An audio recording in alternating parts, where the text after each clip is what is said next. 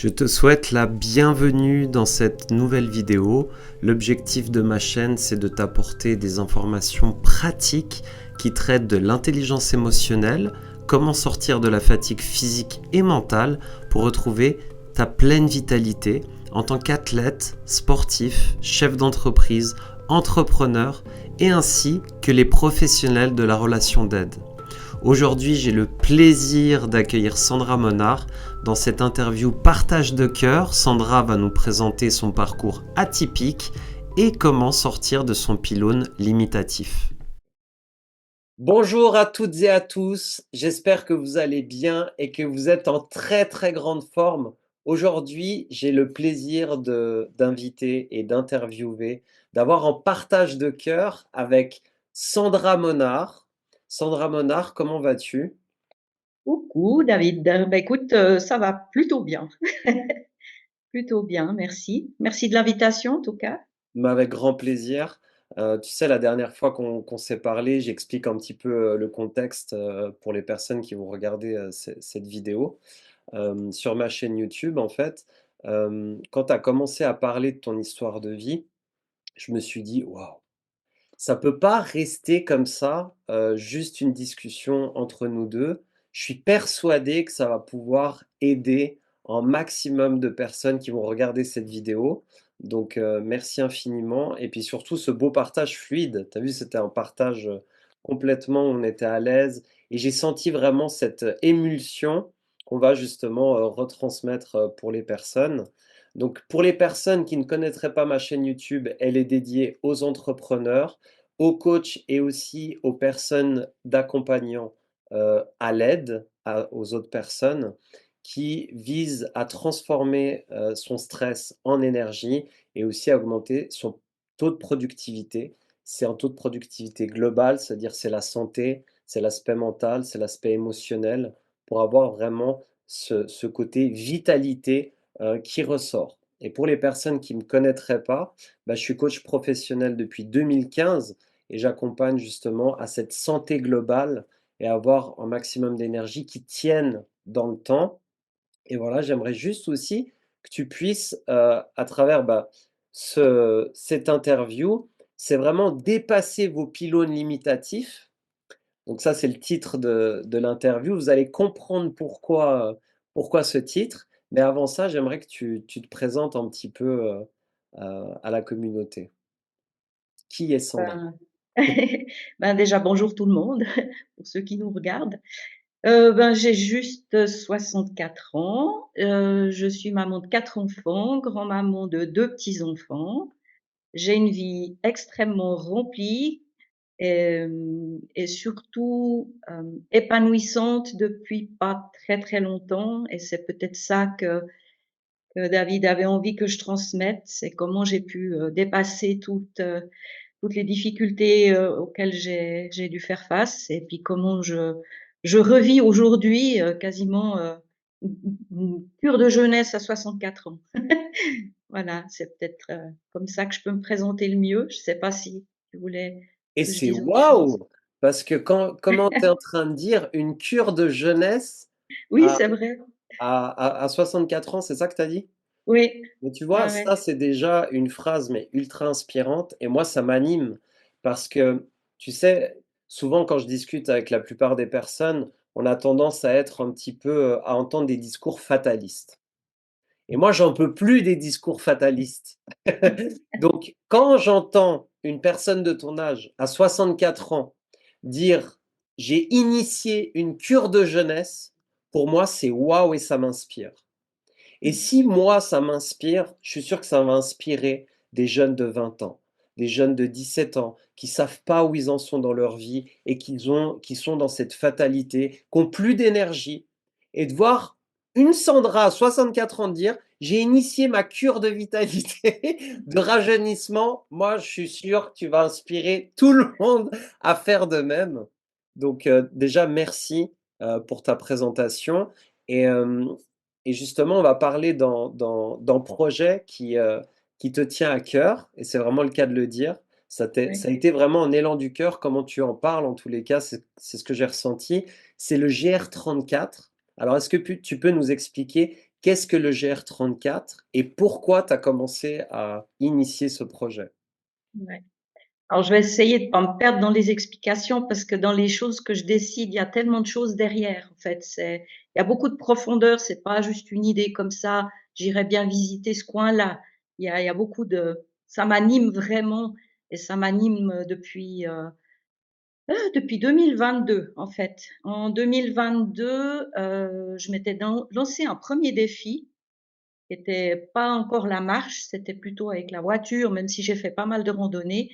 Mais j'ai été en Bretagne et le GR34, en fait, c'est ce qu'on appelle le sentier des douaniers, qui à la base, démarre depuis le Mont-Saint-Michel jusqu'à Saint-Nazaire et qui longe le bord de mer. Alors déjà, je peux vous dire, je suis amoureuse de la mer, Mmh. je suis heureuse en bord de mer et la Bretagne, ça a été vraiment un coup de cœur et chaque fois que j'allais marcher au bord de mer, je me retrouvais sur ce petit GR34. Et en 2022, comme ça, presque en rigolant, j'y croyais pas vraiment, mais je me suis juste dit: «Mais punaise, ce serait trop génial une fois, de faire ce GR en entier avec un sac à dos parce que ces chemins, ils m'appellent. Mais, c'est complètement utopique, tu es folle dingue, tu es trop vieille, tu es tout ce que tu veux, tout ce» bah, justement un peu toutes ces idées limitantes qu'on peut avoir et puis, j'ai mis ça un petit peu dans un coin de ma tête et puis, voilà, mais les années, enfin c'est comme un os que j'arrivais pas à lâcher. J'ai rongé mon os et petit à petit, un jour, je me suis dit: «Mais en fait, pourquoi pas? En fait, qu'est-ce qui fait que tu te dis que c'est une folie?» Oui, il y a un côté folie, mais tant que tu essayes pas, tant que tu te lances pas, ben, tu en sauras rien et j'ai commencé à y réfléchir de plus en plus et puis en fait, j'ai mis en place ce projet. Alors, moi, je vais pas le faire tout à fait en entier parce qu'en Et c'est entier, combien il de fait 2000 kilomètres, kilomètres. Il fait 2000 kilomètres, 2000 kilomètres? voilà et puis comme moi, je suis vraiment amoureuse du bord de l'eau, j'ai coupé un petit peu le début parce que c'est beaucoup dans les terres et puis coupé un petit peu à la fin aussi parce que c'est aussi dans les terres. Donc moi, j'ai prévu de faire, Cancale-Quiberon, donc c'est 1 630 kilomètres. Waouh! Après, je vais faire 5 fois 3 semaines parce que, ben, j'ai quand même un mari que je peux pas abandonner plus que 3 semaines. Il est déjà super sympa et puis voilà, je me suis dit: «Mais au lieu de lancer un projet trop ambitieux, ben, si tu fais par étapes». Moi, j'ai rien à prouver à personne, hein. C'est pas un enjeu sportif, c'est plus, ben, ouais, bah, tu me demandais pourquoi le GR, en fait, pour moi, c'est une victoire, c'est une marche de la victoire. C'est Waouh! une marche de qui je suis aujourd'hui. C'est, bah, c'est cette cure de jouvence quelque part, de dire: «Bah, voilà, ben, tout ce que tu as pas fait avant tes 55 ans», parce que c'est quand même à 55 ans qu'il y a eu un un tournant dans ma vie.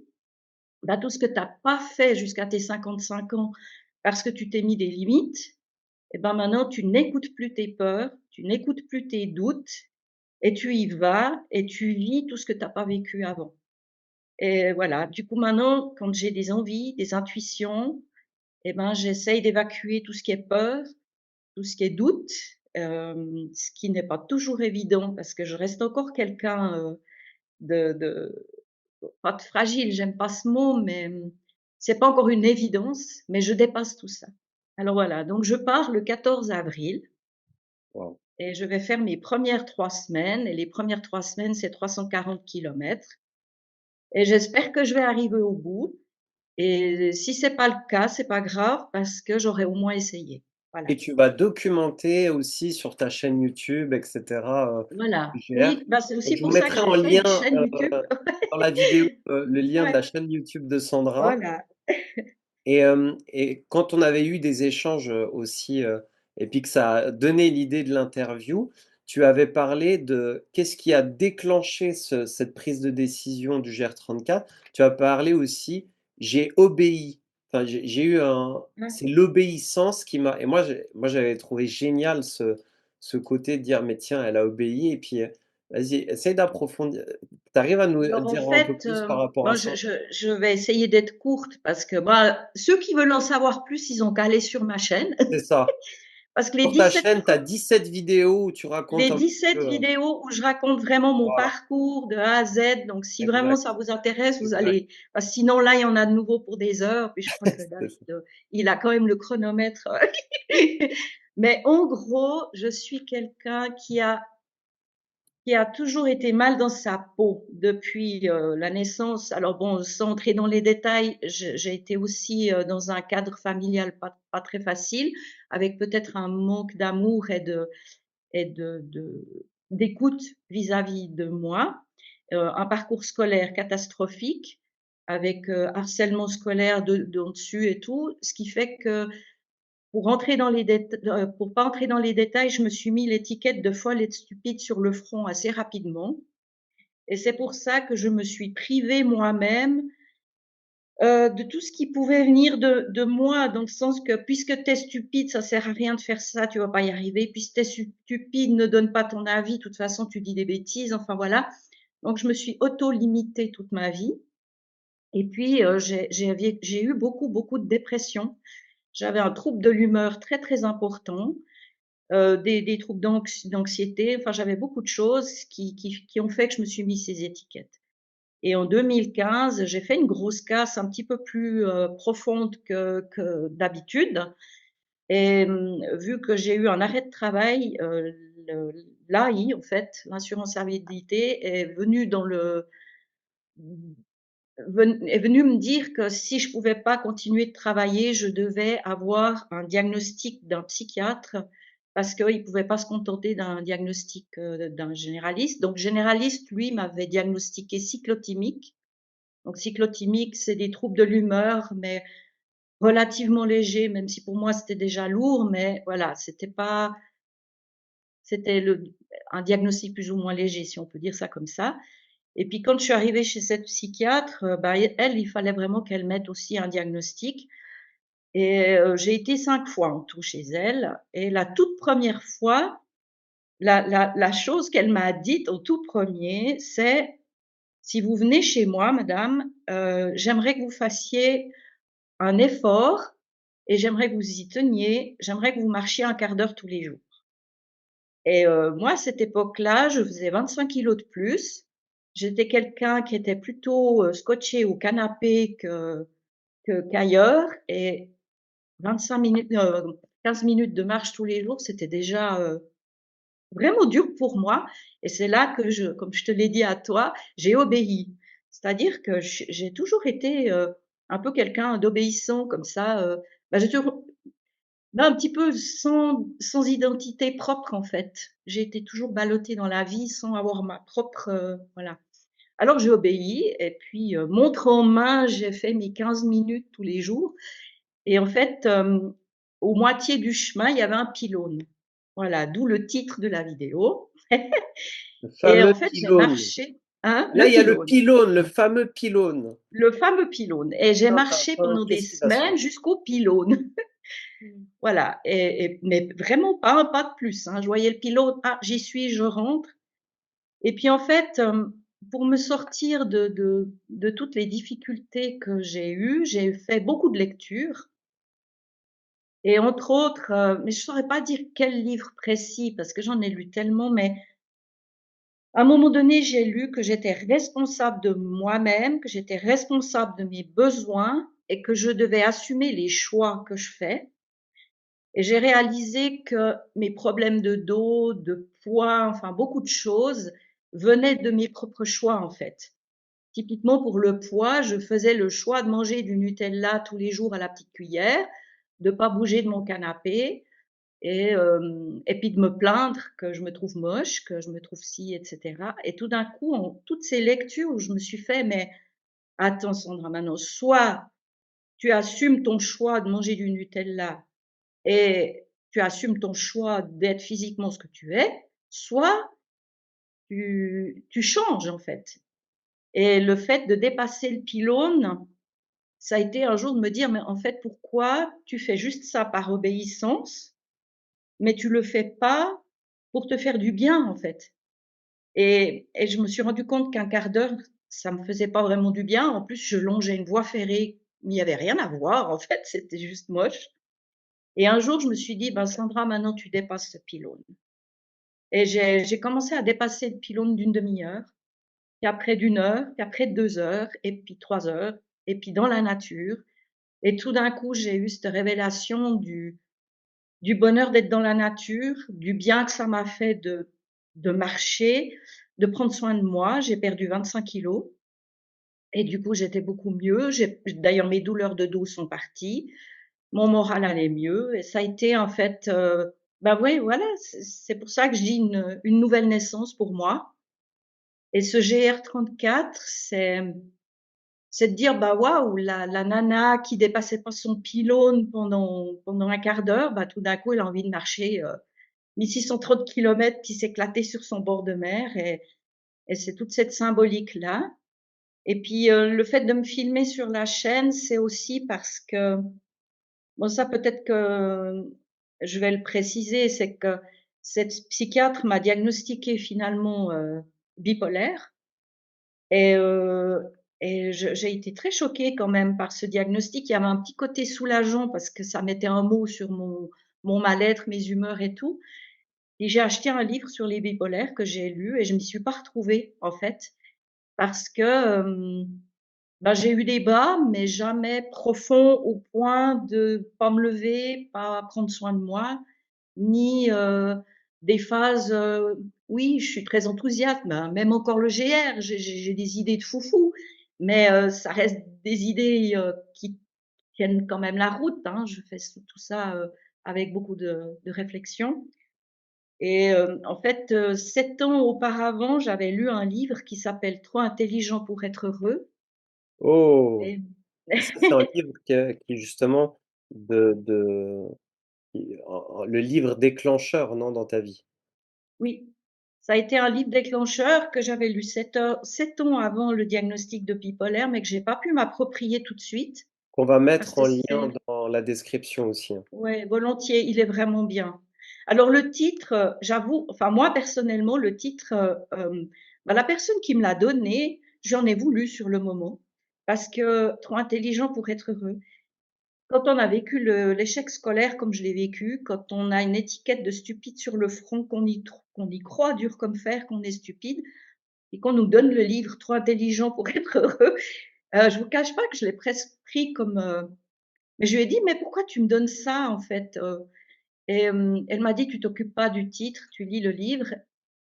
Et du coup, bah, là aussi j'ai obéi. De temps en temps, c'est bien d'obéir en fait. Et j'ai obéi à cette, injonction de le lire Et et en souvent, fait, je me suis le côté retrouvée rebelle, tu sais, c'est le côté un peu de l'enfant et je vois, on a souvent tendance à être rebelle et obéir pas trop, hein, et souvent, des fois, le fait de, obéir, ça peut être une vertu, c'est-à-dire lâcher un peu, ce côté «je contrôle la situation» et de dire: «Tiens, il y a quelqu'un, qui a une expérience qui me dit de faire ça et si je le faisais pour mon bien?» Et du ouais, coup, et ça bah, il y bah, a je pourrais presque pas remplacer le mot obéir ça pourrait par venir le de lui. mot en fait, moi aussi, ce qui m'a sauvée dans ma vie, c'est de voir ça toujours un peu comme des signes. Et de me dire: «Ben, c'est peut-être là qu'il y a une solution» et puis ça coûte rien, en fait, d'essayer. Ça te parle ou ça te parle pas, mais j'ai toujours j'ai beaucoup de, comment dire? C'est ouais, c'est vrai que c'est pas forcément de l'obéissance. C'est je crois à beaucoup de choses, en fait. Déjà, je crois pas au hasard. Donc si quelqu'un me dit: «Lis ce livre, il est bien pour toi», je me dis: «Ben, si elle me le dit, c'est qu'elle le pense, donc peut-être c'est bien pour moi». Voilà. Et ce livre, je me suis retrouvée à vraiment à toutes les pages, mais je l'ai quand même fermé et remis dans ma bibliothèque parce que je me suis dit qu'intelligente, c'était juste pas possible. Et en fait, ce livre, il parle des HP, des intelligences atypiques, des zèbres et tout ça. Et je me disais: «Mais oui, alors au niveau des émotions, des humeurs, je me retrouve à tout mon petit vélo», enfin je me retrouvais dans plein de choses et ça me faisait un bien fou. Mon côté empathique, mon côté éponge, mes tsunamis émotionnels, enfin tout je me suis reconnue en tout, mais le fait d'être intelligente, pour moi, c'était juste pas possible. Et c'est pour ça que j'en ai rien fait. Je l'ai mis dans la bibliothèque. Et quand la psychiatre m'a dit que j'étais bipolaire, que j'ai lu ce livre sur les bipolaires, je m'y suis pas retrouvée du tout. Et bah, là aussi, le hasard de la vie, j'ai quelqu'un qui est venu chez moi qui me parlait de ses difficultés émotionnelles et tout, et ça m'a fait repenser au livre. Et je me suis levée, je suis allée le chercher, je l'ai donné à la personne en lui disant: «Mais lis ce livre, tu verras, je suis sûre que ça va te parler, et puis toi, tu es forcément intelligente». Et après, comme je l'ai donné, j'ai dit: «Il faut que je le relise parce OK. qu'il t'a fait tellement de bien, relis-le». Et Et c'est quand je là où l'ai ça t'a relu, donné l'élan de motivation de relire. C'est là où on voit que la vie, nous met jamais rien ni personne au c'est hasard et que incroyable. quand on laisse de côté quelque chose et qu'on doit vraiment faire ce pourquoi on est fait, eh bien ça Ouais, nous revient, vers nous ouais. ouais, extraordinaire. Et du coup, je l'ai relu, et ce qui m'avait pas frappé à la première lecture, puisque j'étais pas vraiment concernée, c'est vers la fin, il y a une phrase plus ou moins qui dit, les hauts et les bas sont parfois si violents qu'on peut être diagnostiqué à tort bipolaire. Et là, tout d'un coup, je me suis dit: Ça a fait un «Sandra, là, tu dans un carrefour où soit tu continues de prendre les médicaments que la psychiatre t'a donnés, qui étaient quand même des médicaments très forts, très violents». J'avais quand même que 55 ans. Je me trouvais un peu jeune pour embuer mon cerveau de tous ces médocs. Hem, Tu rien à perdre de faire les tests. Alors j'encourage pas tout le monde à faire des tests, c'est pas nécessaire pour tout le monde, mais là, en l'occurrence, pour moi, c'était nécessaire parce que j'y aurais jamais cru sinon. Et je me suis dit: «Bah, tu fais les tests chez une psychologue, hein». C'est des tests de QI pour voir si j'avais cette problématique-là, en fait. Bon, c'est pas vraiment un problème, mais ce fonctionnement différent. Et j'ai fait les tests en me disant: «Ben, soit elle te confirme que tu es stupide, mais tu le sais déjà depuis 55 ans, donc tu as rien à perdre. Soit elle te dit que tu es dans la moyenne et puis tu vas être déjà vachement contente, soit c'est ça et ça change peut-être tout». Alors voilà, j'ai fait les tests avec beaucoup de j'y croyais pas du tout, beaucoup d'anxiété, beaucoup de stress, mais voilà. Alors je suis pas surdouée, j'ai pas 130 partout, mais j'étais déjà étonnée d'avoir 130 quelque part. Du coup, bah, j'ai dit à cette psychologue, j'ai dit: «Mais alors, je suis pas folle?» Puis elle m'a dit: «Non». «Je suis pas bipolaire?» Elle m'a dit: «Je pense pas». «Je suis pas stupide?» Elle m'a dit: «Ben non, loin de là». Et en fait, je suis ressortie, et c'est là peut-être cette nouvelle naissance. Je suis ressortie du cabinet en me disant: «Mais en gros, si tu es ni folle ni stupide, alors il faut que tu changes complètement tes lunettes, il faut que tu changes complètement le disque dur que tu as dans ton cerveau de toutes ces pensées limitantes, de toutes ces pensées toxiques sur toi-même, et tu dois faire, ouais, comme un ordinateur, faire reset avec ton disque dur et puis tout recommencer à zéro. Et quand tu as une idée, tu y vas, parce que si tu es pas folle, tu peux le faire. et Si tu es là, il pas y a stupide, vraiment eu un c'est là switch le qui plus s'est grand fait. déclic de ma vie. C'est pour ça que je dis que ce livre a sauvé ma vie. Alors du coup, bah, je suis retournée chez mon médecin généraliste, et puis avec son aide, alors ça a pris du temps, et ça par contre, pour moi, c'est important de le dire, oui, j'ai arrêté mes médicaments, et effectivement, je n'étais pas bipolaire, mais je n'encourage pas par cette vidéo les gens à stopper leur médoc en se disant: «Alors c'est pas ça, puis j'arrête tout». Je voudrais pas avoir ça sur la conscience quand même. Mais en tout cas, chez moi, c'est ce qui s'est passé. Donc, et ben, sur le GR34, j'y vais au mois d'avril, et le 15 avril, donc je pars le 14 et le 15 avril, je fais fêter mes 8 ans sans médicaments, alors Waouh! que j'en prenais depuis 17 ans. Bravo! Ouais, parce que en fait, j'ai juste appris à gérer mes émotions.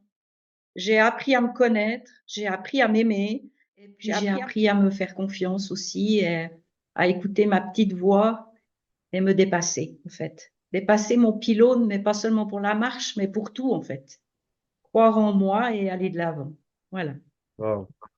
Et c'est là où on voit aussi, et je te remercie Sandra par rapport à justement le témoignage que tu viens de nous offrir. Parce que à chaque fois une personne s'autorise à être vulnérable, à utiliser sa vie comme un propre enseignement pour elle-même déjà, eh bien, elle offre la possibilité aussi à d'autres personnes de pouvoir le faire. Et moi, je suis persuadé que déjà tout ce qu'on a dit, tout ce que tu as dit, eh bien, tu es déjà en train d'aider des personnes de ta génération, de ton âge, mais aussi des plus jeunes.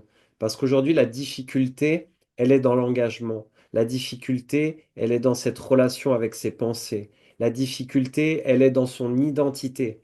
On n'a qu'à voir dans la société dans laquelle on est en train de vivre, on a une perte identitaire, Sandra, qui est absolument ahurissante.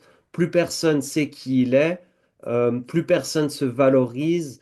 Les ados et même les personnes adultes changent de sexe. Maintenant, c'est très facile de pouvoir changer de sexe à travers des opérations. J'ai écouté en interview récemment, je trouve dingue à quel point on est fasciné de transformer notre nature profonde. On est fasciné. Regardez la science, elle peut nous changer parce que j'ai envie, parce que si, parce que ça. C'est facile, tu vois, de transformer des choses contre-naturelles qui a des dégâts derrière psychiques, mais pas seulement psychiques. Pas seulement psychique. Si c'était seulement psychique, non, c'est pas seulement psychique, ça a des dégâts, on va dire même spirituels très très élevés. On n'en a pas conscience. Et aujourd'hui, l'enjeu de l'identité, il est tellement important. Et là, à travers ce GR34, j'ai l'impression que ça t'a rappelé qui tu es, que tu es une personne qui est intelligente, que tu es une personne qui est capable d'aller au-delà de ses limitations profondes. Et justement, tu le dis, j'ai été au-delà de ce pylône. Donc au-delà de cette limitation du mental, au-delà de ma propre dévalorisation de moi-même pour me dire, mais non, je suis la personne la plus importante de ma vie et si je veux faire un GR34, je vais le faire. Parce que derrière, ça va engager de l'amour de soi, de l'engagement, une discipline, un entraînement. Tu as perdu 25 kilos, enfin, tu vois, t'as guéri de quelque chose de psychique qui te limitait avec des comment on appelle ça, des va-et-vient chez les psychiatres, chez des diagnostics de bipolarité, etc., etc. Donc combien aujourd'hui ont ces diagnostics, ont des faux diagnostics aussi, parce qu'il y a il y a plein de gens que je connais qui ont des faux diagnostics, on s'empresse de les mettre dans des cases et ça peut conditionner leur vie. Donc toi, ton message, moi, il m'inspire au-delà de ce qu'on peut dire, de ce que tu pourrais être, commence à apprendre qui tu es. Parce que ça, personne ne peut le savoir à ta place. Même pas tes parents, même pas le prof, même pas le psychiatre, même pas le médecin. Personne ne peut savoir qui t'es à part toi-même. Donc ça, c'est de notre responsabilité d'apprendre à se connaître et d'apprendre à savoir qui je suis. Et ça, franchement, c'est un message fort, puissant et ô combien actuel et ô combien important pour notre société. Donc, merci infiniment. Et, euh, et tu as eu aussi un événement en 2016 qui s'est produit.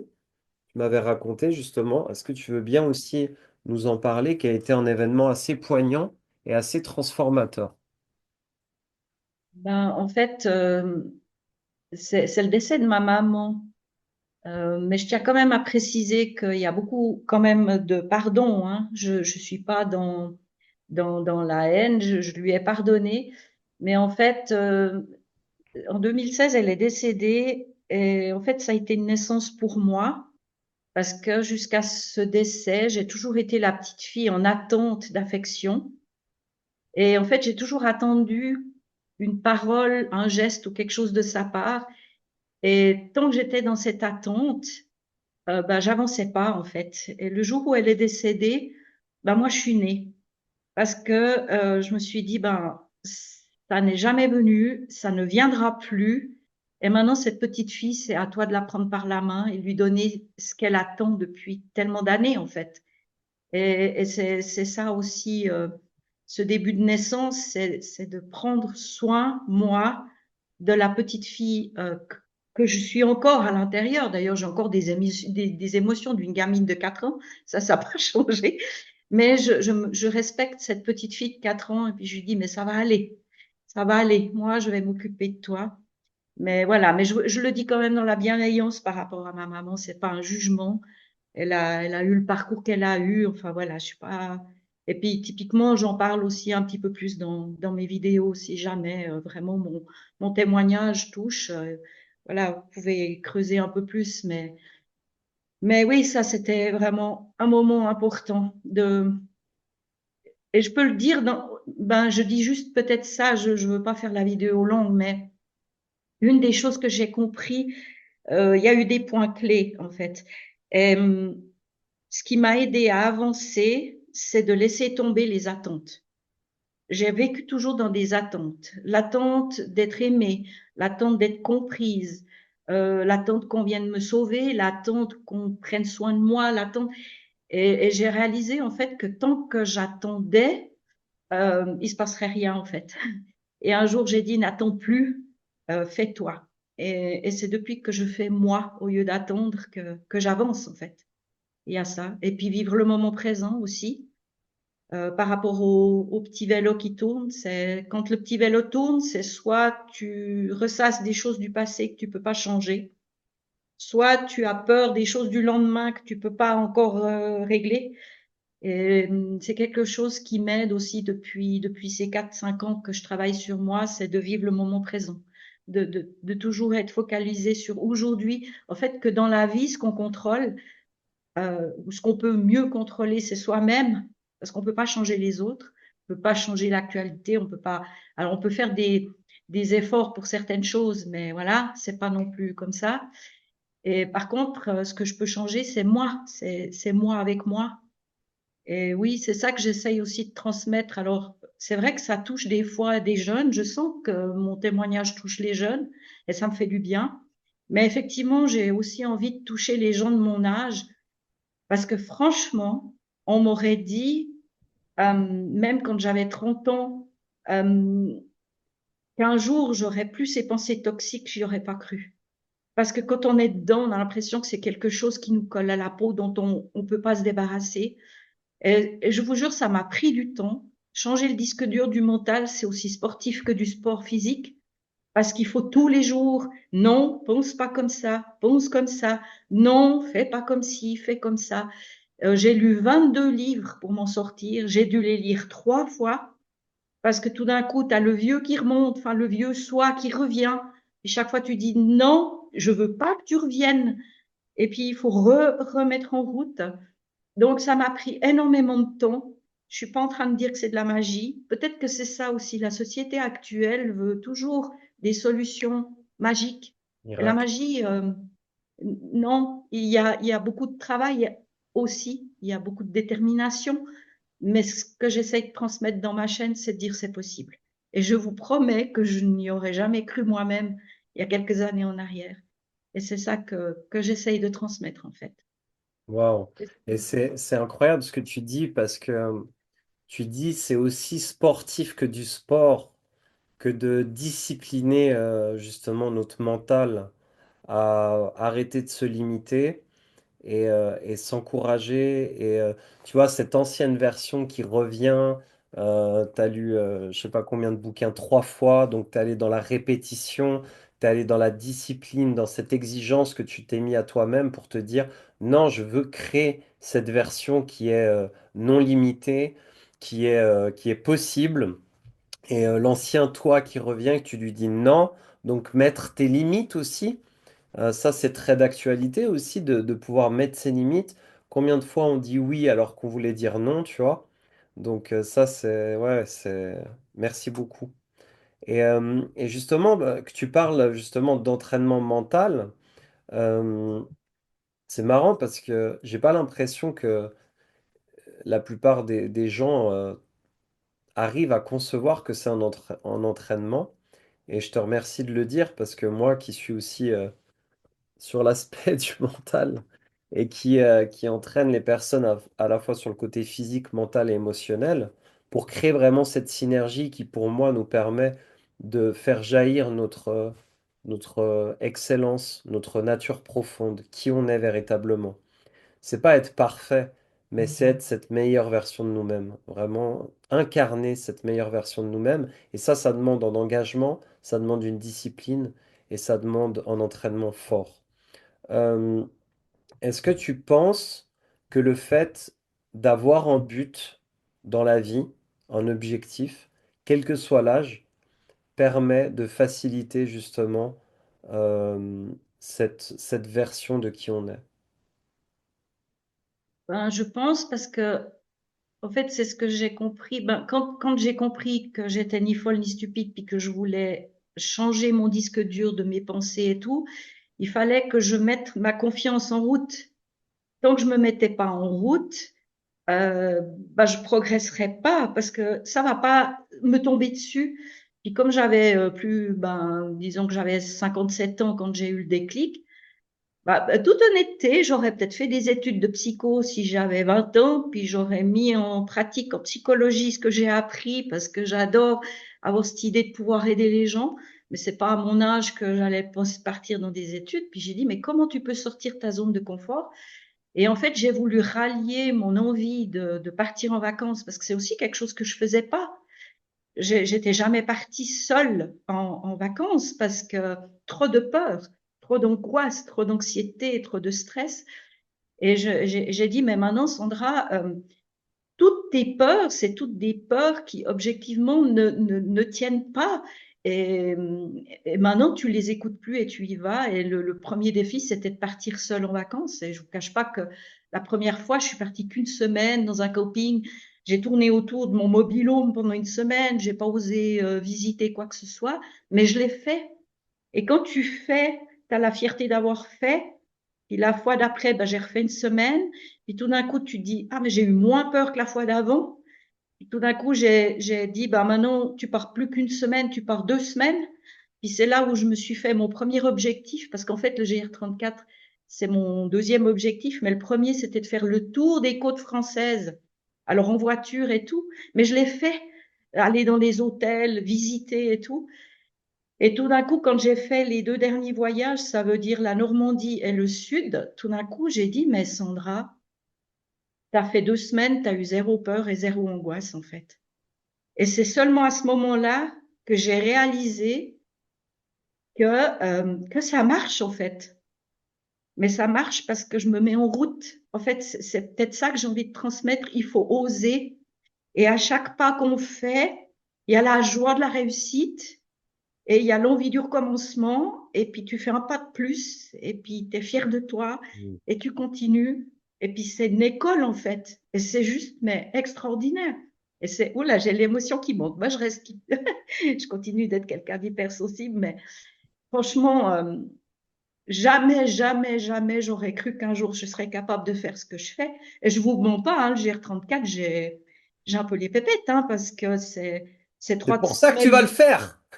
Exactement, mais je suis toute seule. Alors mon mari, bon, j'ai un T'es mari pas qui est toute extraordinaire. seule, tu vas documenter ça. Il y aura des Oui, milliers oui, de ah oui, personnes alors je qui vais vont être te suivre. suivie, mais sur le chemin, je vais être seule, et puis voilà. Mais ça va aller. Allez, j'y crois. C'est ça. J'y crois. C'est ça, et merci, merci de l'élan de motivation que tu transmets aussi, parce que moi j'ai l'impression d'avoir une petite jeunette là qui va faire son GR34, donc c'est génial. Euh, Allez vraiment à la rencontre de Sandra aussi sur ses vidéos YouTube. Elle a fait justement une interview avec un YouTuber qui lui fait aussi des marches comme ça, du type GR34 et tout. Donc vraiment très inspirant. Euh, Mettez en commentaire qu'est-ce que vous inspire cette vidéo là juste en bas.